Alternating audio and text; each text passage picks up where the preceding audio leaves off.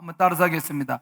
영적인 명문가, 영적인 명문가. 오늘은 영적인 명문가를 어떻게 세워야 될지, 그 다음에 누가 세우게 될지, 이런 것들을 좀 한번 우리가 살펴볼 필요가 있습니다. 자, 그런 면에서 한 어머니의 애통하는 모습을 한번 살펴보았습니다. 뭐냐면 우리로 말하면 이제 교도소, 보편적인 용어로 말한다면 큰 집이라고 얘기하죠. 그래서 이제 한 아들이 이렇게 살다가 이제 교도소에 가게 되었습니다. 이 아들이 교도소에 갔는데 이게 잘 변화가 안 되는 거예요. 어느 날 이 어머니가 기도하면서 아들에게 면회 신청을 합니다. 면회 신청을 하고 성경을 넣어줍니다. 다른 것 보지 말고 이곳에 있는 동안에 성경을 보면 좋겠다. 그리고 성경을 넣어두고 어머니는 집에 돌아옵니다. 그런데 그럼에도 불구하고 이 아들은 성경을 읽지 않습니다. 그리고 계속적으로 마음이 닫힌 상황 속에 계속해서 있게 됩니다. 아들이 교도소에 있는 그것 때문에 엄마는 견딜 수 없어 하나님 앞에 기도하고, 내가 아들이 교도소에 있는데 정상적으로 잠을 잘 수 없다고 생각을 하고 아들과 똑같은 곳에, 똑같은 온도에, 똑같은 환경에 있기로 작정을 하고 그렇게 생활을 합니다. 형님이 이제 동생 면회로 갔는데 엄마가 면회 오지 않은 것 때문에 아들이 퉁명스럽게 얘기합니다. 왜 엄마는 면회 오지 않고 왜 형님만 왔느냐? 그랬더니 형님이 이렇게 얘기합니다.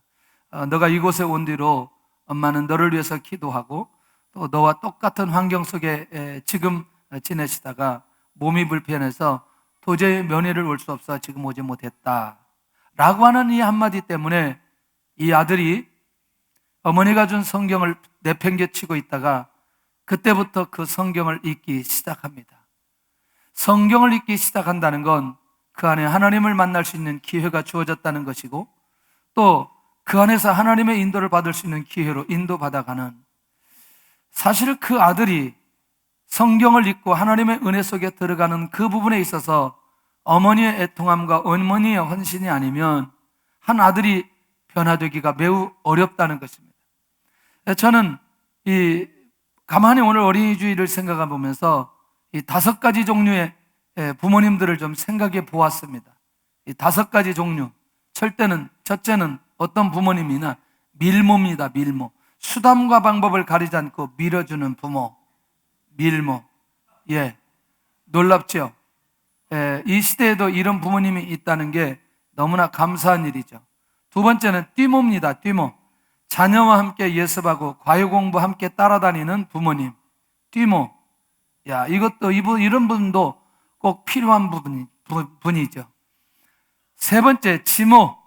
공부하는 자녀들 옆에서 뜨개질하면서 끝까지 지켜주는 부모님.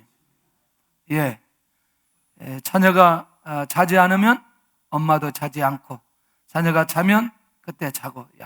괜찮죠? 이런 어머니, 이런 아빠. 주모. 자녀가 공부하든 말든 주무시는 부모. 전혀 상관없어요. 학교 가든 말든 상관없어요. 공부하든 말든 상관없어요. 굉장히 귀한 분이죠. 마지막 5번째는 기모. 자녀를 위해서 눈물의 기도로 양육하는 부모. 아마 어쩌면 저와 여러분들은 마지막 기모가 되어야 되지 않겠나, 그런 생각이 들죠. 자녀의 어떤 상황에 따라 상관없이 끊임없이 눈물로 기도하며 양육하는 부모. 결국에는 우리가 좀 이제 영적인 명문가를 좀 만들기 위해서 영적인 명문가를 만든 사람과 만들지 못한 사람이 구분되어져야 될 필요가 있다는 겁니다. 그런 면에서 먼저 우리가 한번 살펴볼 필요가 있는데, 시작. 자식은 여호와의 주신 기업이요 태의 열매는 그의 상급이로다. 아멘. 조금 약해요. 한 번 더 하겠습니다. 시작. 자식은 여호와의 주신 기업이요 태의 열매는 그의 상급이로다. 시편 127편 3절인데 굉장히 의미 있는, 그리고 하나님의 축복이 담겨 있는 그런 말씀인 것을 보게 됩니다. 그냥 정리를 해보아도 그렇지, 자녀는 하나님께서 주신 기업, 상급이라고 한다면 그냥 이 자체가 하나님의 축복 아니겠나, 그런 생각이 들어요. 아까 장로님 기도할 때 지금 계속해서 자녀들을 낳지 못하는 그것 때문에 기도했는데, 여러분들 이게 정말 우리나라의 잘못된 문화로 자리 잡고 있는데 이걸 우리가 좀 바꿔야 될 필요가 있다는 것입니다. 지난번에 서울에서 예배 드린데 예배 끝났는데 누가 애들을 여럿 데리고 왔어요. 봤더니 애들을 6을 낳았어요. 6. 그러니까 마지막은 쌍둥이였어요. 쌍둥이인데 안고 왔어요. 이야, 할렐루야. 그래서 기왕이면 10 채우지 그랬더니 이제 10 채우면 좋겠다 그랬더니 공장문 닫았다고 그러더라고요. 그래서 6만 해도 놀랍지 않아요?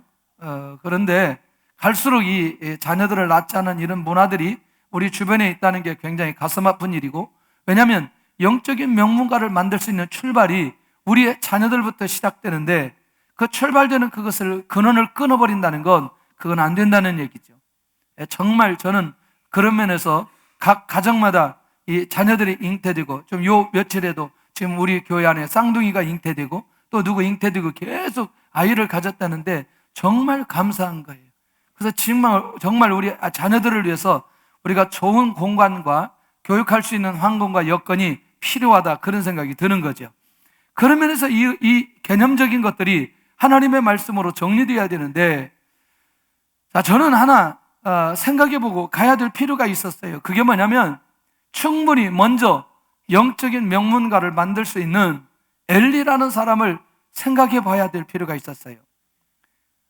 특별히 이 엘리에게도 2 아들이 있었고 누구보다도 제사장으로서의 사명을 감당하고 그런 하나님의 놀라운 은혜가 후손들에게 그 가문에 일어날 수 있음에도 불구하고 그것을 제대로 만들지 못했던 엘리의 모습을 한번 살펴볼 필요가 있다는 것이죠. 첫째가 뭐냐면 이 엘리가 영적인 명문가로 만들지 못했던 첫 번째 이유가 자녀를 예배자로 만들지 못했다는 것입니다.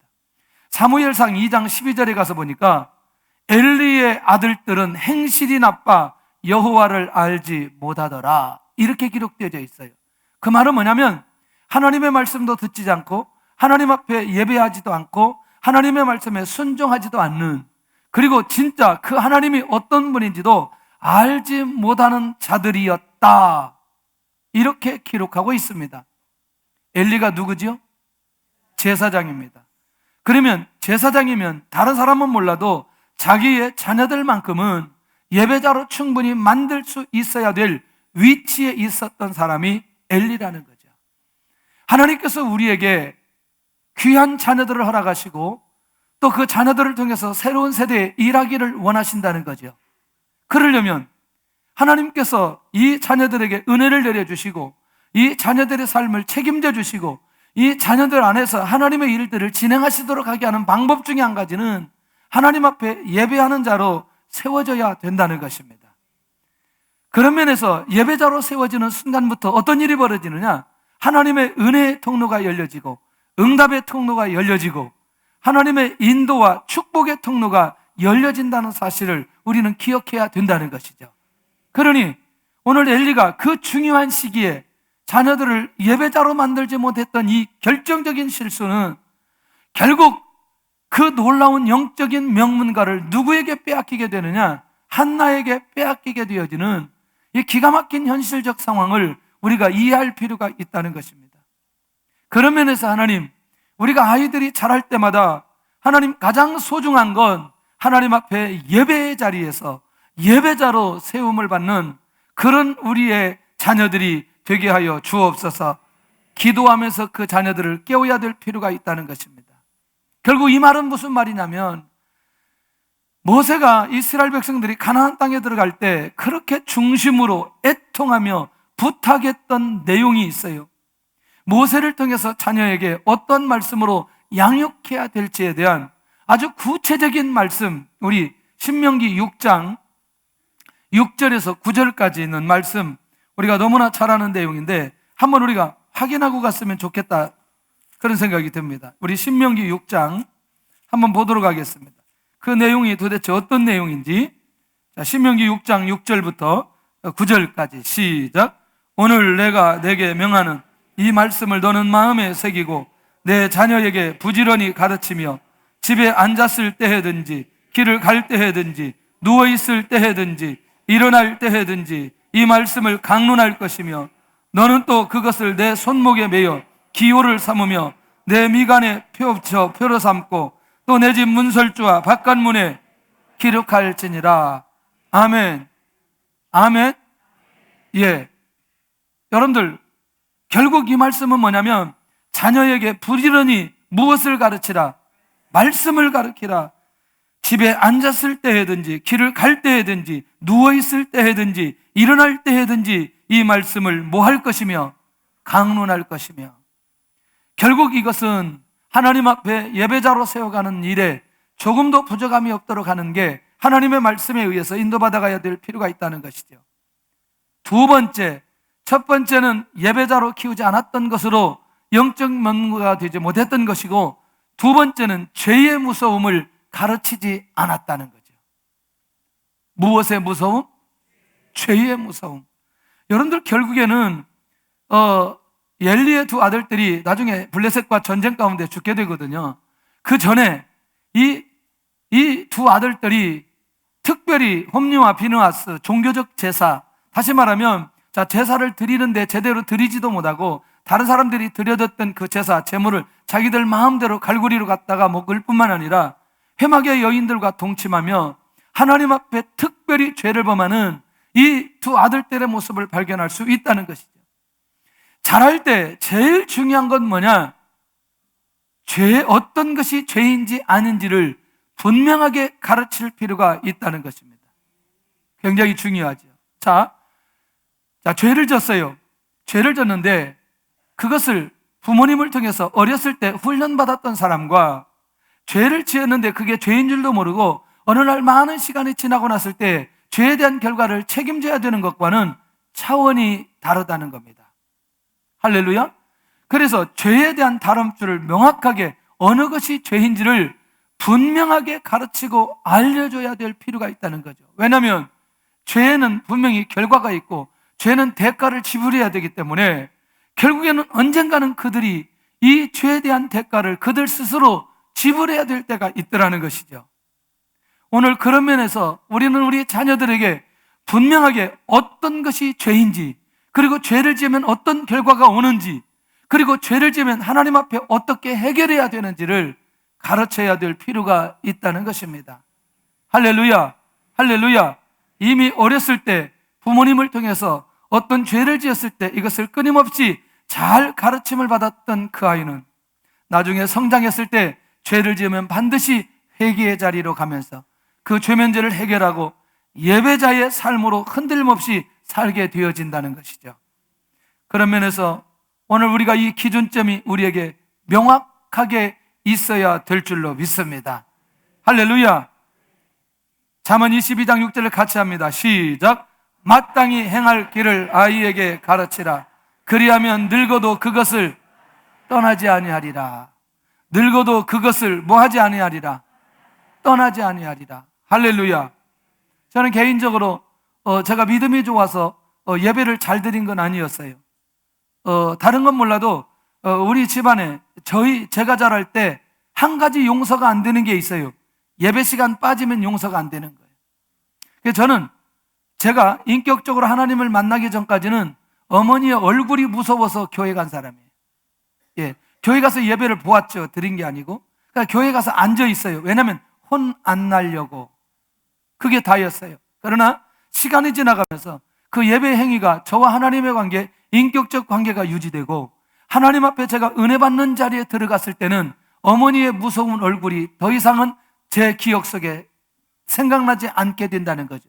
뭐냐면 이제는 그 무서움 때문이가 아니라 하나님 앞에 은혜 받기 위해서, 하나님을 만나기 위해서, 하나님을 경배하기 위해서 예배를 드리는 모습으로 옮겨지게 되더라는 것이죠.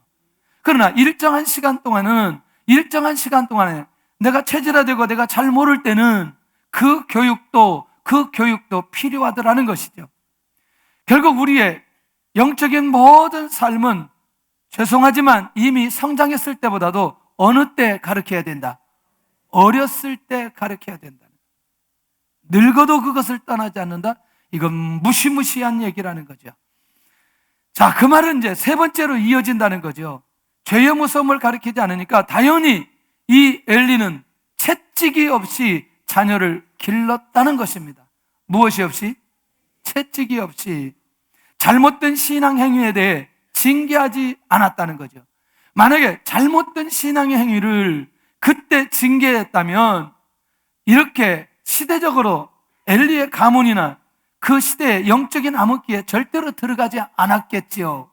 그런데 본인도 기준점이 없었고 채찍이 없이 자녀를 기르다 보니 결국에는 영적인 먼무가 되지 못하고 영적으로 망하는 가정이 되어지는 이 가정이 어떤 가정이었느냐? 엘리 가문이었던 것을 보게 된다는 거죠.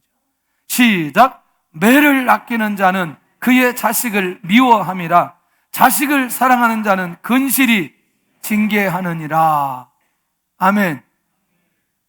다시 한번 하겠습니다. 시작. 매를 아끼는 자는 그의 자식을 미워함이라. 자식을 사랑하는 자는 근실이 징계하느니라. 어떤 분이 그런 얘기하는 거예요. 요즘에 어떤 강사가 나와가지고 요즘에는 절대로 혼내면 안 된다고. 그런 얘기 들으면 절대로 안 됩니다. 잠언 13장 24절에 분명히 자식을 사랑하는 자는 근실이 뭐 한다? 징계한다. 그런데 문제는 어느 시점에 하느냐는 거예요. 어느 시점에. 지금 사춘기 시절에 20대 됐는데 이거 하나님께서 이 징계하라고 해서 몽둥이 들고 애들 때린다. 절대로 안 들어요. 그러다가 부모님 맞아 죽는 수가 있어요, 요즘에. 그렇게 하라는 게 아니죠. 최소한도 저는 한 8살 정도 보는 거죠. 무릎 아래 정도. 그때는 자녀들이 맞으면 어렸을 때이기 때문에 아직 무엇이 형성되기 전이기 때문에 그때는 기준점을 정확하게 잡고 그때 때리면 효과가 있어요. 효과가 있어요. 그런데 문제는 이게 반복되면서 엄마가 감정적으로 자녀를 때리는 순간에는 이게 자녀가 오히려 더 잘못된 길로 갈 수 있어요. 그러니까 계속해서 반복해서 자녀들을 혼내다 보면 습관이 되어질 수 있어요. 이건 더 위험하다는 거죠. 그건 엄마가 맞아야 된다는 거예요. 그런 엄마는 엄마가 맞아야 돼요. 무슨 말인지 이해되죠? 예를 들어서 무엇이 잘못되었다고 말할 때는 저는 이런 기준이 좋다고 해요. 너 이랬으니 너 3대 맞아. 너 5대 맞아. 하고 그걸로 딱 깨끗하게 끝나야 되는 거죠. 그런데 한번 잘못했는데 이건 뭐 숫자 계산하지 않고 계속 때리다가 죽는 수가 있어요. 그거 안 된다는 거죠, 그거는. 이건 정상적으로 아이들을 교육하고 있다고 말할 수 없다는 거죠. 진짜 자녀를 사랑하는 사람은 그것을 깨닫도록 하기 위해서 징계한다. 이 말의 의미를 기억해 볼 필요가 있다는 거죠. 이해되나요? 더 중요한 건 근데 단순하게 그것만 물어야 되는데 문제는 지난주, 그 전주, 그 다음에 작년 그거 다 다시 끄집어 와가지고 계속 또 계산하는 거예요. 그 엄마도 맞아야 됩니다. 할렐루야. 왜냐하면 지난번 거는 계산했어요, 안 했어요? 계산 다 했어요. 부부끼리 싸울 때도 싸움이 시작되어지면 작년 거, 그 전 거 시집 올 때부터 이거 전부 다 가지고 나오는 거. 이거 맞아야 돼요. 할렐루야. 부부끼리 싸움할 때도 무엇 때문에 싸움해야 돼요? 지금 있는 그것만 가지고 해결해야 돼요. 이게 건강하게 갈 수 있어요. 맞아요? 싸움 안 하는 게 더 좋지요. 기준점 얘기하는 거죠. 기준점 얘기하는. 저는 지금까지 그걸 지키려고 얼마나 이를 알고 지키는지 몰라요.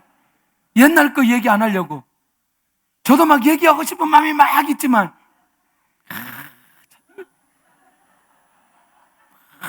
옛날 거 얘기 안 하려고 그 쉬운 문제는 아니에요. 그런데 그게 습관이 되니까 가능하더라고요.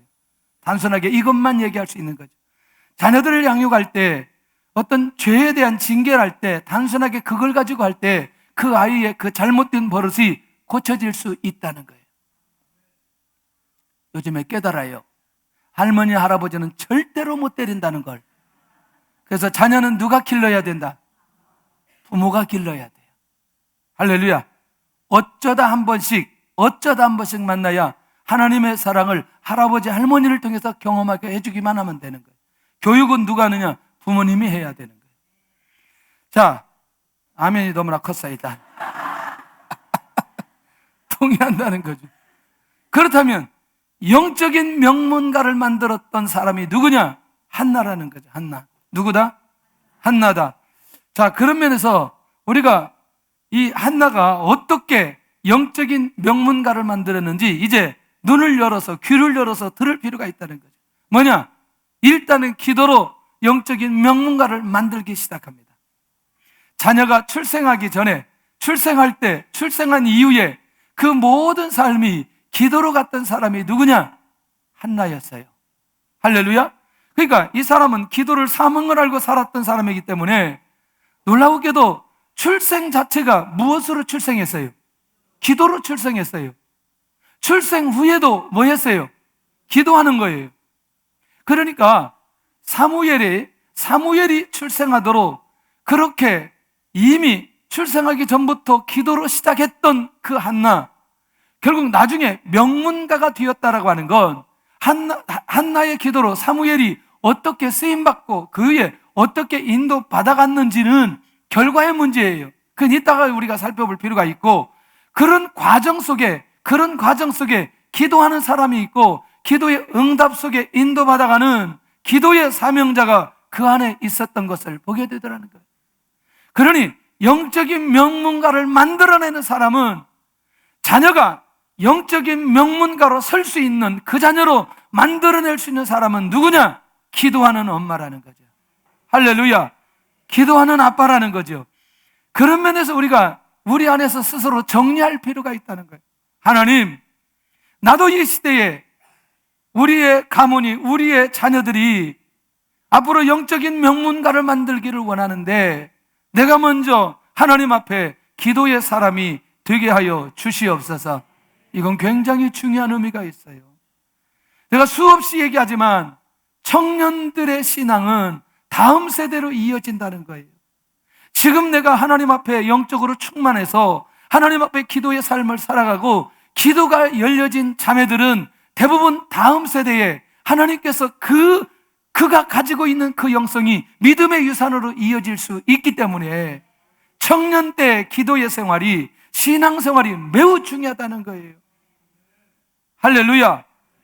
할렐루야. 이건 굉장히 중요해요. 그렇기 때문에 오늘이 한나의 역할이 중요했고 기도의 자세, 기도의 흐름이 매우 중요했다는 거죠.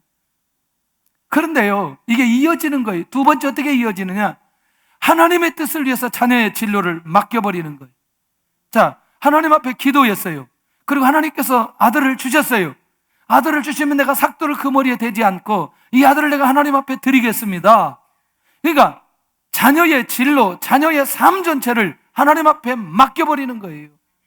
자기가 양육하는 것보다는 하나님께서 직접 양육할 때 훨씬 더 인물이 된다는, 아니 인물보다는 그냥 자기 아들 하나 주시면 그냥 하나님 앞에 드리는 게 이 한나의 소원이었다는 거예요. 자기 목적대로, 자기 방법대로 자기가 그 자녀를 원하지 않았다는 것입니다. 이건 굉장히 중요한 거죠. 그러니까 하나님의 뜻을 위해서 자녀의 진로를 맡겨버렸다? 저는 이제 이런 생각을 많이 하죠. 왜 사춘기가 왜 필요할까? 여러분들 대부분 부모님들이 자녀들을 포기할 때가 어느 때냐면 사춘기 시절이에요. 가장 힘든 게 뭐냐면 지금까지 엄마 말을 잘 들었는데 사춘기 시절에 가면서 엄마 말을 안 듣기 시작하는 거예요. 자기의 목적대로 움직이지 않기 시작하는 거예요. 이걸 제일 힘들어 하더라고요. 제일 힘들어 하더라고요. 그거는 포기하라는 말이에요. 자녀를 누구 앞에 포기하라? 하나님 앞에 포기하라. 하나님의 뜻대로 가야 되기 때문에 결국 부모님이 그 자녀를 하나님 앞에 내려놓아야 하나님께서 그 자녀를 하나님의 방법대로 이끌어가기 때문에. 근데 이것을 이 한나는 어느 때부터 시작했어요? 아예 태어날 때부터 하나님 앞에 맡겨버리는 거예요. 할렐루야. 이게 영적인 명문가가 되어지는 기가 막힌 비밀이 이 안에 있는 것을 보게 된다는 거예요. 얼마나 놀라운 일인지 몰라요. 그러니까 자기의 목적을 위해서 자녀를 원하지 않았던 이것이 훗날 사무엘이 하나님 앞에 쓰임받는 일에 명문가의 결과로 나타나는 부분에 결정적인 역할을 했던 것을 보게 된다는 거죠. 세 번째는 하나님의 방법으로 자녀를 양육했던 한나. 결국 그 자녀가 출생했을 때에 자기 방법대로 양육하지 않는다는 거죠. 누구의 방법대로? 하나님의 방법대로 자녀를 양육했던 것입니다.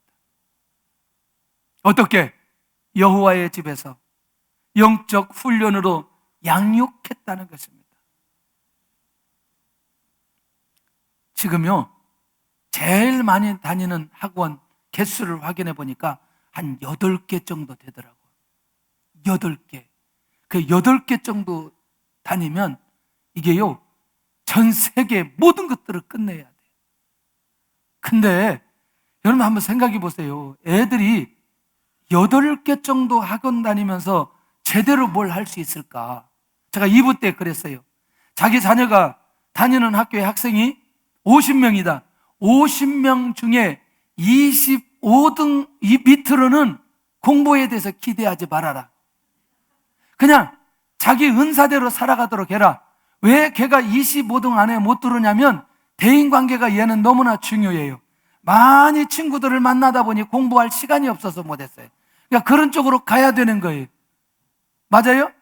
은사대로 가야 되는 거예요. 또 어떤 애는 너무나 운동을 좋아해서 이게 안 되는 거예요. 그런데 25등 안에 50% 안에 드는 애들은 그래도 공부 쪽에 약간 가능성이 있어요. 그건 좀 격려해도 되는 거예요.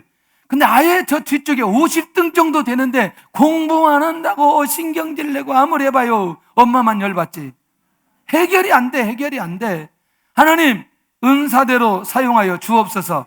그러나 중요한 건 그럼에도 불구하고 영적인 훈련이 제대로만 된다면 영적인 명문가 되어질 수 있다는 거예요. 할렐루야. 저는 그런 부분에 대표적인 케이스라고 생각해요. 수박을 한 번도 제 돈 주고 사 먹어본 적이 없고, 복숭아를 한 번도 사 먹어본 적이 없고, 포도를 한 번도 사 먹어본 적이 없고, 닭을 한 번도 돈 주고 사 먹어본 적이 없어요. 일단 낮에 본 거 밤에는 전부 다 우리 거예요. 일단 저게 맛있다, 저거 괜찮다 그러면 밤에 여지없이 가는 거예요.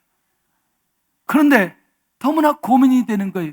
왜냐하면 저 집 거를 따야 되는데 이게 전부 다 텐자나무예요.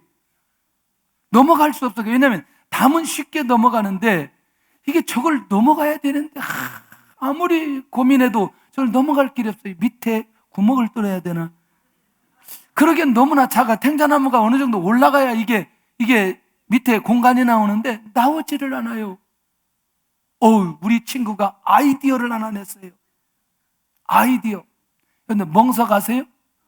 멍석, 옛날에 그 멍석 해가지고 했잖아요. 그걸 딱 펴가지고 딱 던지니까 이게 그냥, 이게 어딨어요? 그냥 누워가지고 넘어가는, 누워가지고, 이거 알려드리면 안 되는데, 이거. 중요한 건 한 번도 안 걸렸다는 게 중요한 거예요. 한 번도 안 걸렸다. 그리고 그때 닭을 너무나 많이 먹어가지고 지금 너무나 건강해요. 할렐루야. 하여튼 우리 눈에 보였다. 그러면 저녁에 우리 거예요, 그거는. 그런데 우리 친구들하고 저하고 다른 점이 있었어요. 항상 제가 교회에 있었어요. 항상 예배당에 있었어요. 겉으로 보기에는 누가 어떤 놈이 그리스도인지 전혀 알 수가 없어요. 어쩌면 내가 더 그러는데 항상 저는 교회에 있었어요. 중요한 건. 제가 소원이 하나 있었어요. 해수욕장 가는 게 소원이었어요.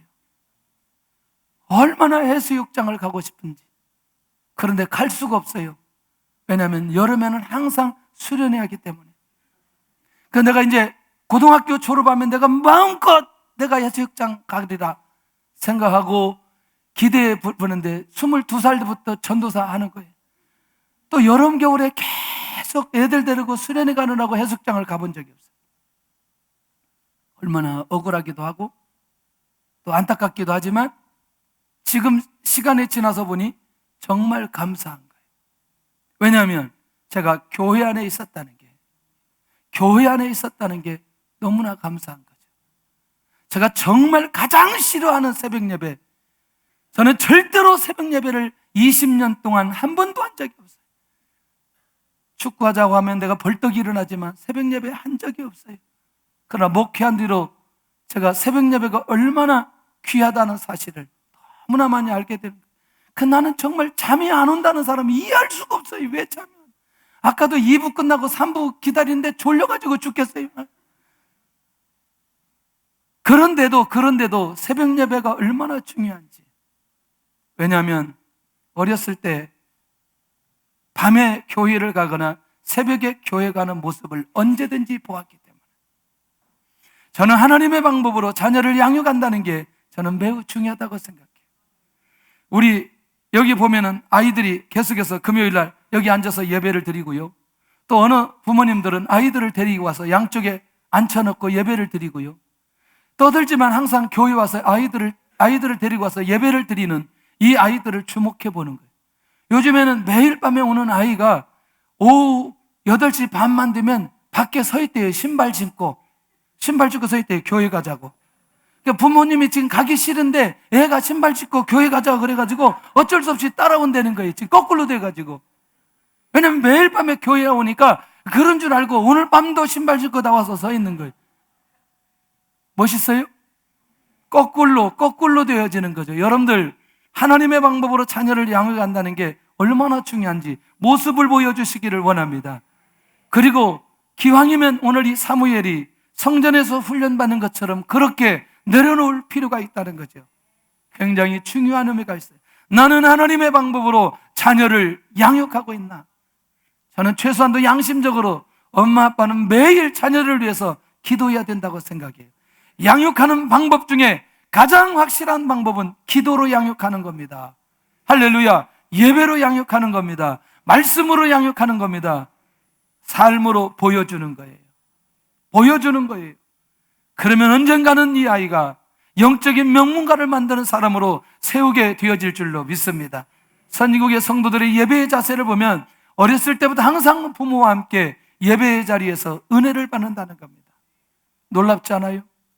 그런 면에서 오늘 우리는 다른 것보다 이 가장 기초적인 이것들에 대해서 영적으로 깨어있어 하나님의 인도 받아갈 수 있기를 원합니다. 그렇다면 명문가에는 어떤 어머니가 있었나 봤더니 모세에게 있어서는 어머니 요게벳이 있어요. 사무엘에게 있어서는 한나가 있었고요. 디모데에게 있어서는 외조모 로이스와 어머니 유니게가 있었고 어거스틴에게는 모니카가 있었다는 거예요. 그 위에 많은 사람들이 있지만 이런 부분에 대해서 우리가 한 번씩 생각해보고 갈 필요가 있다는 거죠. 그러니까 영적인 명문가는 아빠보다도 주로 누구의 영향이 크다? 엄마의 영향이 크다라는 사실을 발견할 수 있다는 것입니다. 자, 그렇다면 세 번째는 명문가를 만들었던 결과는 어떻게 나타나느냐? 첫째가 뭐냐면 요거를 이제 봐야 돼요. 이건 결과인데 민족을 살리는 영적인 명문가, 영적인 지도자로 세워버렸어요. 그러니까 사람이 그만큼 커져버렸어요. 보편적인 사람이 아닌 영향을 만드는 사람, 주도하는 사람, 리더하는 사람, 문화를 만드는 사람, 이런 사람으로 하나님께서 세워놔버렸다는 거예요. 할렐루야. 그냥 영적인 명문가를 그냥 영적인 삶으로 그냥 그렇게 갔더니 그 가문을 통해서 일어나는 건 영적인 암흑기에서 영적인 회복기로 가게 하는 그 결정적인 일을 이 가문에서, 이 명문가에서 일을 진행하시더라는 거예요. 멋있잖아요. 하나님께서 일하시는 거. 그렇게 명문가로 세워지는 건 하나님께서 하시는데 어떻게 세워지느냐라고 하는 결과도 누가 주시느냐? 하나님이 주신다는 거예요. 할렐루야. 무너진 예배와 우상의 문제를 해결해 버립니다. 두 번째는 오늘 본문에 있는 내용 중에 가장 중요한 핵심이 뭐냐면 공동체의 가장 어려운 문제를 해결해 버립니다. 그게 뭐냐? 끊임없이 이스라엘을 괴롭혔던 원수의 그 공격을 깨끗하게 해결했는데 그게 누구냐면 블레셋입니다. 사무엘이 사는 날 동안에 이스라엘을 공격한다, 공격하지 못한다. 공격하지 못하도록, 그 마음조차도 먹지 못하도록 확실하게 막아버린다는 거죠. 그 사건이 사무엘상 7장 하나님 앞에 회개하고 금식할 때에 블레셋이 쳐들어갈 때 우리를 발해서 한 사람도 남김없이 블레셋 군대를 쳐부셨던 이 사건이 계기로 되어서 결국 거기에는 누가 있다? 사무엘이 있다는 사실을 블레셋 사람들이 알고 있는 거예요. 그러니까 우리가 쳐들어가면 누가 역사하신다? 하나님이 역사하신다. 그러니까 사무엘이 사는 날 동안에는 절대로 쳐들어가지 못하도록 하나님께서 사무엘을 세워주셔서 역사해 주시는 것을 보게 된다는, 영적인 명문가가 되어지면 공동체의 가장 어려운 문제를 해결하는 그런 리더십을 허락해 주십니다. 할렐루야. 그런 은혜와 그런 역사를 허락하여 주신다는 거죠. 굉장히 놀라운 의미가 있죠. 자, 세 번째는 어디까지 가게 하느냐? 민족의 지도자를 세우는 명문가로 세워줍니다. 그것도 한 사람도 아니고 두 사람씩. 하나는 사울, 하나는 다윗. 이 두 사람을 세우는 일에 결정적으로 누구를 세우느냐? 사무엘을 세워가는 것을 보게 됩니다. 왕을 세워가는 거, 왕을 세우는 거, 그 일에 쓰임받는 것. 할렐루야. 자, 이것도 명문가를 만들어 놓고 어떤 결과가 왔는지 명확하게 알 수 있다는 거죠. 자, 그리고 이게 중요하죠. 영적 명문가로 세움을 받으면 영적인 명문가를 통해서 일하시는 모든 결과는 누가 허락하신다? 하나님이 허락하신다. 누가 허락하신다? 하나님이 허락하신다. 난 우리 교회 모든 성도들이 이런 영적인 명문가가 되기를 예수님의 이름으로 축원합니다. 예수님의 이름으로 축원합니다. 그래서 내가 어떻게 영적인 명문가를 만들어야 될지 이 감각들이 내 안에서 깨어 있어야 된다는 거죠. 감각적으로 살아 있어야 된다는 거죠. 한번 좀 살펴볼 필요가 있어요. 존 웨슬리가 어떻게 명문가로 세워졌는지. 어머니 수산나가 항상 자녀들을 모아놓고 성경을 가르쳤습니다. 이 수산나는 어떤 교육관을 가지고 있었느냐? 3세 이전에 아이들의 고집이 꺾여져야 된다고 한다는 거예요. 우와. 그래서 어려서부터 뭐냐면 경건훈련을 하기 시작했어요. 예배자로 세우는 훈련을 하기 시작했어요. 항상 말씀을 가지고 자녀들을 양육했습니다. 한 시대의 영적인 지도자로 기가 막히게 세움을 받았다는 겁니다.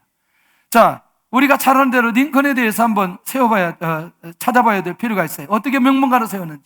어머니 낸시 여사의 영향을 통해서. 사실은 8살 때까지 살았거든요. 8살이 굉장히 중요하더라고요. 록펠러가 11절로 언제부터 훈련받았느냐? 8살 때부터 받았어요. 8살이 굉장히 중요해요. 링컨의 어머니가 죽을 때 링컨의 다음에 말이 누나의 말을 잘 듣고 이웃을 사랑하며 하나님을 뭐하라? 경외하라. 예. 그러니까 그 다음에 이제 더 중요한 건 뭐냐면 링컨의 어머니는 성경을 물려주었는데 이 성경을 읽고 하나님의 말씀대로 사는 사람이 되어다오. 예.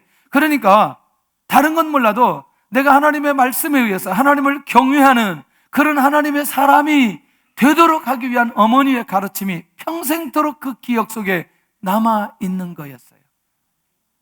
자, 볼까요? 대통령 취임사에서 이 링컨이 했던 말이 매우 유명한 말이었어요. 내가 대통령이 된 건 나의 어머니가 준 성경 때문이었다. 이렇게 고백하고 있는 거예요. 근데요, 역대 미국의 대통령 중에 링컨이 그때 선서했던 성경책하고 자기 어머니가 주었던 성경책하고 같이 들고 선서한 사람이 있어요. 깜짝 놀랄 텐데. 여러분들, 이 사람이 누구냐면 지금 트럼프 대통령이에요. 몰랐지요? 스코틀랜드 출신이에요. 어머니가 18살 때 넘어왔어요. 4년 동안 가정부였어요. 그런데 철저하게 신앙적으로 교육을 했어요. 그런데 워낙 지금 나타나는 게 이쪽으로 갔다 저쪽으로 갔다 이쪽으로 갔다 막 하는 바람에 이런저런 얘기는 많이 듣지만 그 같이 동일한 링컨이 그리고 자기 어머니가 준 성경책을 놓고 그리고 선서했어요. 이 사람이. 그래도 그리고 더 중요한 건 그때 우리도 분위기가 어땠어요? 누가 다 된다 그랬어요? 힐러리가 다 된다고 다 그랬잖아요. 근데 특별히 철저하게 누가 계속해서 믿었느냐? 기독교인들이, 특별히 목사님들이 집중적으로 이분을 믿었다는. 와, 그리고 그분들에게 약속했던 그것들을 지금 거의 지켜가고 있다네. 아니, 어쨌거나 여러분들 이런 내용들이 일반적으로 들려지지 않기를 원합니다. 내가 대통령이 된 건 나의 어머니가 준 무엇 때문이다? 성경 때문이다. 멋있잖아요. 오늘 우리의 자녀들이 그렇게 고백할 수 있기를 원합니다. 그렇게 고백할 수 있기를 원합니다. 할렐루야. 제가요, 기도에 대해서 많이 얘기하는데요, 이게요, 누가 가르쳐서 된 게 아니고 정말 기가 막힌 게 있어요. 뭐냐면 사람이 기도하는 것과 성령이 주장해서 기도하는 것과 소리를 분간할 수 있는 은혜를 주셨어요. 왜냐하면 어렸을 때부터 제가 뭘 들었어요? 기도 소리를 들었어요. 우리 어머니의 기도 소리를 들었어요. 그래서 어떤 기도는 성령이 역사하는 기도이고 어떤 기도는 자기 스스로 그냥 자기가 하는 말로 기도하는지를 분간할 수 있는 거예요. 우리 교회가 조금씩 이제 기도를 시작했다가 조금 지나고 한 5분, 10분 정도 되면 그 기도 소리로 쭉 가게 되어지는 거예요. 난 너무너무 감사한 거죠. 이런 것들을 어렸을 때 경험하게 하고 그런 흐름 속에 있게 해주신 게 너무나 감사한 거죠. 그리고 저 자신도 막연하게나마 처음에 기도가 열리지 않았을 때 성령께서 주도하는 기도가 어떤 기도인지를 그때 이미 조금씩 알게 되었어요. 시간이 지나서 기도를 깊이 하게 될 때에 이건 성령이 주도하는 기도이다, 그렇지 않은 기도이다 라고 하는 게 내 스스로 느끼게 되어지는 거예요. 저는 굉장한 거라고 생각해요. 이것은 가르쳐 준 게 아니라 보여주었다는 거예요. 여러분들, 오늘 이 링컨의 어머니, 결국 링컨에게 성경책 하나를 주었지만 그건 성경책이 아니라 자기가 가지고 있는 전체를 부어주셨다는 거예요. 오늘 하나님 앞에서 누구에게든지 명문가로 갈 수 있는 가능성이 다 있다고 생각합니다. 할렐루야. 그런데 문제는 우리가 어떤 마음이고 어떤 자세여야 되는지, 이게 중요하다는 거죠. 그의 어머니는 아주 가난한 노동자였고 지극히 평범한 성도였습니다.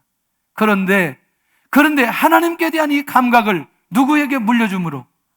자녀에게 물려줌으로 그 자녀가 시대를 이끌어가는 리더로 하나님께서 사용해 주셨다. 영적인 명문가가 되어지면 결과는 누가 책임져 주시느냐? 하나님께서 책임져 주신다는 거예요. 우리의 자녀들에 대해서 이런 감각들이 우리 안에 살아나야 된다는 거예요.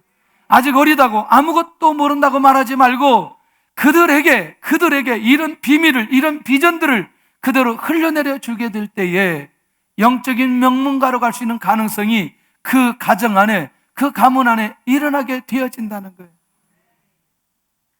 이 시대에 이런 가정들이 일어나야 된다는 거죠. 이 조나단 에드워드가 어떤 영적인 명문가인지부터 한번 살펴볼 필요가 있습니다. 영적 대각성 운동을 이룬 시기에 가장 영향력을 행사했던 믿음의 사람입니다. 150년 동안 896명을 정리를 해봤어요. 첫째, 그의 후손들이 명문가는 목회자 선교사가 116명, 대학 총장이 12명, 대학 교수가 65명, 의사가 60명, 부통령이 1명. 좀 더 가볼까요? 군장성이 75명, 저술가 85명, 판사 변호사 130명, 정보관리 80명, 상하위원 5명, 신앙인 267명. 무시무시해요. 무시무시하잖아요. 한 사람을 통해서 그의 사람이 이룬 이 명문가. 근데요, 요 시대에 같이 교회 다니다가 그냥 교회 다니는 걸 팽개치고 가버린 사람까지 있는데 그 사람 얘기하려니까 시간이 없어서 이 사람 만났어요. 나중에 기회 되면 그 사람의 후예가 어떻게 연결이 되는지.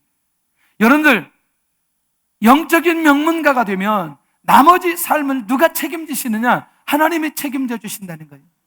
그런 면에서 영적인 명문가로 이어가기 위해 나는 예배자의 삶을 살고 있나? 예배자의 모습을 보여주고 있나? 예배자로 가도록 우리의 자녀를 양육하고 있나? 할렐루야. 할렐루야. 누구의 책임이다? 영적인 명문가를 만들어내지 못하는 건 결국에 누구의 책임이다? 나의 책임이라. 지금이라도 저는 늦지 않았다고 생각합니다. 자녀들이 다 성장했으면 지금 기도로 양육할 수 있기를 원합니다. 말씀으로 양육할 수 있기를 원합니다. 할렐루야. 나는 자녀들이 어떤 사람 되기를 원하나? 영적인 명문가가 되어지면 나머지 결과는 하나님께서 응답으로 역사해 주시니, 하나님, 영적인 명문가의 자녀들이 되게 하여 주옵소서. 되게 하여 주옵소서. 그런 가정이 되기를 예수님의 이름으로 축원합니다.